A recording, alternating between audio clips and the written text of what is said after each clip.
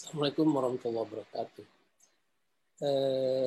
Sahabat sekalian, barusan saya tunjukkan bagaimana sebuah buah matoa. Ya, ini adalah buah matoa. Saya pernah lihat banyak batang matoa di matoa golf course waktu saya main golf di sana. Ya, ini buahnya. Ini saya jadikan spesimen atau subjek yang barusan tadi saya beri beban dengan gaya tekan seperti ini, dan kita lihat sendiri tadi pecah. Hari ini saya akan coba membuat sebuah pendekatan mekanik, ilmu mekanika, dan kita kaitkan dengan solusi tentang COVID-19 gelombang ketiga yang saat ini melanda dunia. Ada yang sudah berhasil mengatasi pandemi itu dengan bagaimana sekarang mereka membolehkan warganya untuk tidak bermasker walaupun berkumpul di luar rumah. Ya.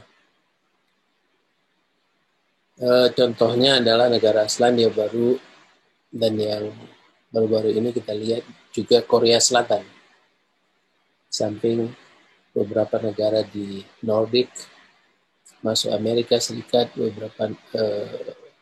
dan beberapa negara bagian di Australia. Adapun kita di sini, angka itu belum lagi menurun, apalagi sampai flat rendah. Ya, saya kira kita perlu menyiapkan diri kita masing-masing, keluarga kita, tetangga kita, dan tentunya kita harapkan seluruh bangsa Indonesia ini terbebas dari COVID-19 ini, insya Allah. Amin ya rabbal alamin. Terus kaitannya dengan buah matoa apa? Oke. Terjadinya kegagalan pada satu benda, ini pendekatan static failure, karenanya ada beban, karena ada disturbance, dan disturbance itu menyebabkan adanya respon dari benda itu. Ya. Jadi respon dalam benda itu adalah respon internal. Pada kulit ini, kalau ini ditekan di sini akan terjadi tegangan.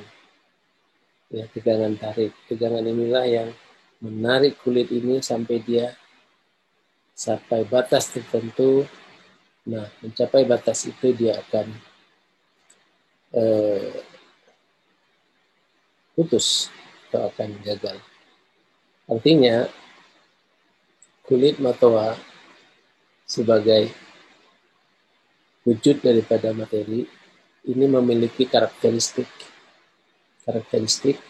sifat-sifat, contohnya adalah kekuatan tariknya.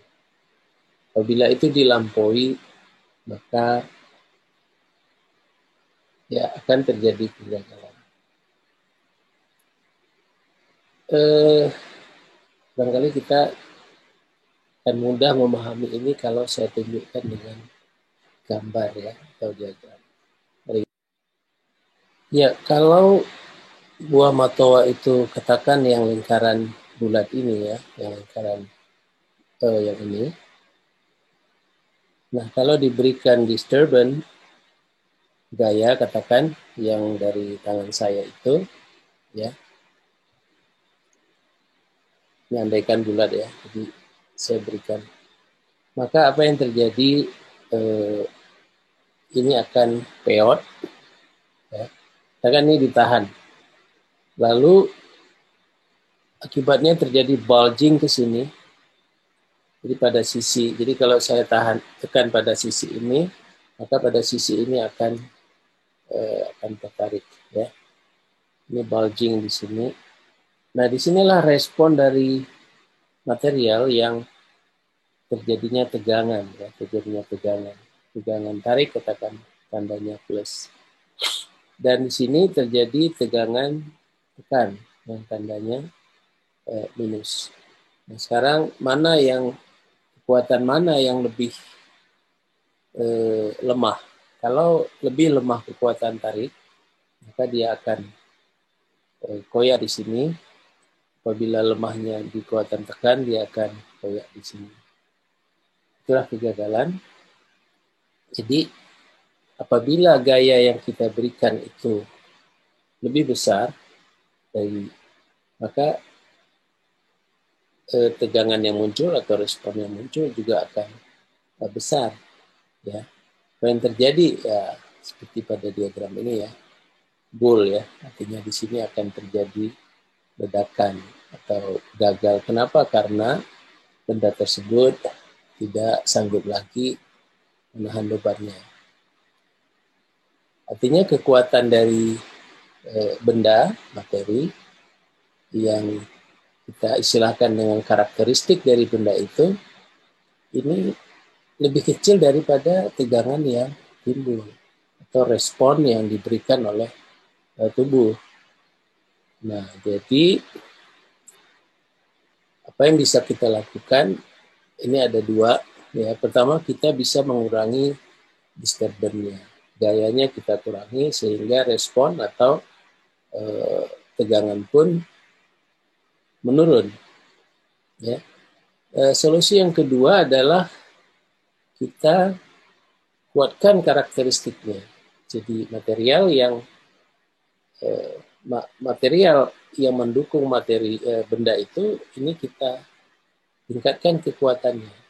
Ya, kalau di benda mati itu dengan banyak cara, ya. Nah, tapi dengan benda yang bernyawa seperti manusia, kita akan bahas nanti kaitannya. Cara yang ketiga, kalau memang mau kita tambahkan, hybrid. Jadi kita melakukan dua arah. Beban kita kurangi dan kekuatan kita tingkatkan. Ya. Nah, jadi sekarang kita akan bicarakan dan kaitkan dengan bagaimana kita menghadapi serangan dari pandemi COVID-19 berdasarkan pendekatan mekanik, ya. Ya, sekarang mari kita lihat bagaimana aplikasi mekanik ini pada tentang bagaimana kita menghadapi pandemi COVID ini. Jadi tadi caranya yang pertama adalah dengan mengurangi gangguan atau beban dari luar sehingga kita bisa kurangi stres. Dan yang kedua adalah dengan mengangkat atau menaikkan kekuatan dalam pada materi itu, pada zat itu. Di dalam hal ini kalau nanti kita kaitkan dengan COVID yang pertama, bagaimana beban dari luar itu dalam bentuk kecemasan karena kita misalnya pertama sekali karena kita tidak memiliki ilmu pengetahuan, tidak bagaimana cara penyebaran dari COVID itu. Ya, kita tidak punya ilmu tentang itu sehingga kita sembrono. Ya. Yang kedua, tentu yang terkait dengan bagaimana kita mengurangi disturbance atau beban, tentu kita ikuti prokes WHO, prokes pemerintah, prokes yang tentu sudah dibuat di lokaliti kita masing-masing. Pertama, misalnya saat ini belum saatnya kita bisa buka masker seperti di Selandia Baru, jadi ya kita harus pakai. Tapi bagaimana kalau makan di situ? Sebenarnya masalahnya kalau kumpul-kumpul itu pada saat makan nggak mungkin nggak dibuka. Dan orang Indonesia kalau udah makan pasti ngobrol keras-keras lagi. Nah, ini adalah sisi daripada beban yang harus kita kurangi. Tetapi tentu bisa dilakukan kalaulah itu kita beban sosial pada kita dan tetangga, tapi kita bisa lakukan dengan cara lain, yaitu secara video call dengan ya say hi, tapi tetap dalam jaga jarak misalnya. Seperti itu. Kita juga akan terbebani, ya, manusia juga akan terbebani sama seperti itu tadi ya, dengan adanya berita-berita hoax, berita-berita yang tidak bisa kita pertanggungjawabkan kebenarannya.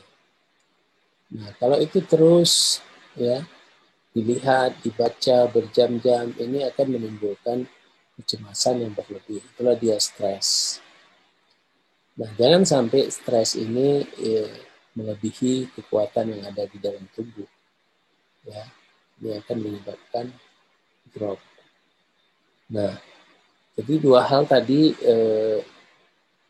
Yang pertama dengan mengurangi beban, ya, dan yang kedua dengan meningkatkan kekuatan daripada tubuh kita. Jadi buah matoa tadi kulitnya itu barangkali kita bisa perkuat, ya. Kalau dia baja mungkin kita bisa lakukan yang menyangkut penguatan, ya, untuk baja, misalnya treatment apa begitu. Sama di tubuh kita juga demikian. Penguatan barangkali yang selalu kita diingatkan adalah untuk mendapatkan asupan gizi yang baik, ya, gizi yang baik. Kemudian di samping multivitamin yang sesuai. Nah, ini adalah untuk peningkatan daya tahan atau imunitas itu. Tentu karena tubuh manusia tidak seperti buah matoa, kita punya jiwa, ya, kita punya roh, ya. Oleh karena itu di dalamnya juga pasti ada tertanam semangat. Nah, itu harus dipupuk dengan baik. Nah, di masa COVID ini sebenarnya blessing, ya. Kita dekat dengan keluarga, dekat dengan orang-orang yang kita sayangi, walaupun kadang-kadang para ibu-ibu juga stres dengan permasalahan ini beban, ya, kuliah atau katakan kerja online dan bagaimana dia harus ikut juga membantu anak-anaknya yang studinya juga masih secara daring atau online. Nah, ya. Nah, tapi adanya sistem online ini akan membantu kita terhubung, stay connected each other, dan itu penting sekali kita lakukan untuk memperkuat imunitas kita.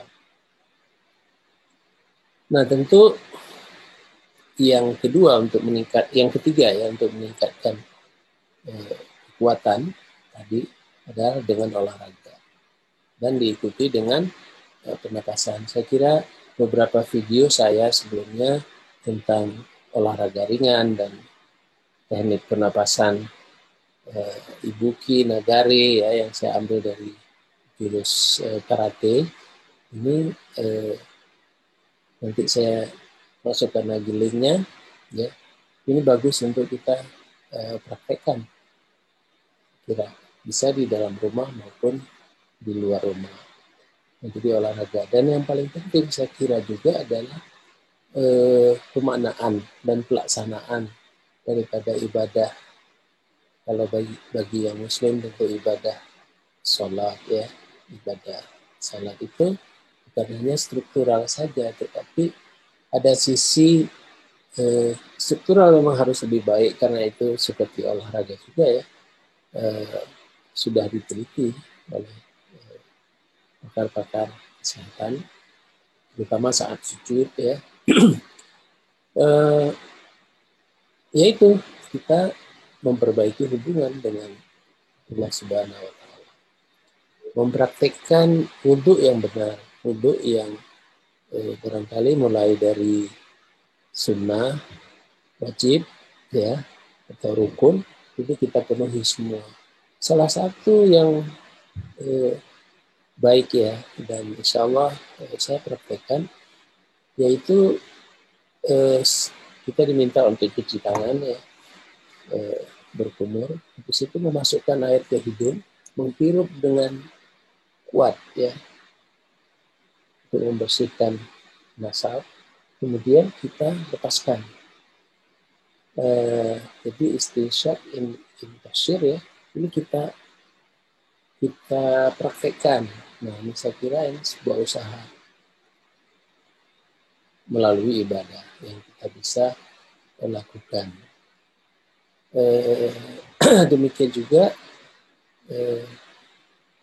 doa wudhu misalnya, yang selama ini barangkali apakah kita baca atau tidak, ini diri kita masing-masing bisa melihat setelah mengambil wudhu dengan niat karena Allah Subhanahu wa Ta'ala, lalu setelah wudhu kita berdoa, Allahumma ja'alni minat tawwabin wa ja'alni minal mutatahhirin. Ya Allah, jadikanlah aku orang-orang yang taubat. Taubat yang kemarin barangkali banyak membuat kesalahan. Walaupun itu kecil-kecil ya, menyakiti orang lain, membuang sampah sembarangan, memakan yang bukan haknya. Banyak sekali yang barangkali kemarin itu kita lakukan, ya, atau beberapa jam yang lalu kita lakukan, terus kita berdoa kepada Allah agar kita diberi status menjadi orang yang taubat. Dan taubatnya adalah taubat yang benar. Dan yang kedua, kita berdoa, Allahumma ja'alni minal mutatahhirin. Nah, jadi kita berdoa kepada Allah agar menjadi orang yang suci dalam arti lahir dan batin, berbebas dari katakan penyakit. Jadi doa ini adalah sebuah harapan pada Yang Maha Kuasa Allah Subhanahu wa Ta'ala untuk kita minta, ya, kalau enggak namanya kita sombong gitu ya. Minta kepada Allah termasuk doa dan selawat yang terkait dengan terhindar kita dari penyakit. Salah satu adalah selawat bil qulub ya, yang dipraktekkan insya Allah akan membantu kita dalam mengalami masa pandemi ini. Nah, tentu kalau sudah kita merasa atau ya kita merasakan gejala-gejala yang memang sudah ada tanda-tanda demam dan lain sebagainya, ya tentu kita harus konsultasi. Ya, kalau memang sudah lewat batas ya kita harus ke rumah sakit. Jadi bantuan dari tenaga profesional itu sangat dibutuhkan. Jadi ini kira-kira kalau saya boleh simpulkan bahwa kurangi beban untuk tegangan, stres ini berkurang, atau naikkan kekuatan tubuh kita, dan setelah itu barangkali kita bisa melakukan kedua-duanya dengan kita berdoa kepada Allah Subhanahu wa Ta'ala dan dibuatkan segala hal. Sampai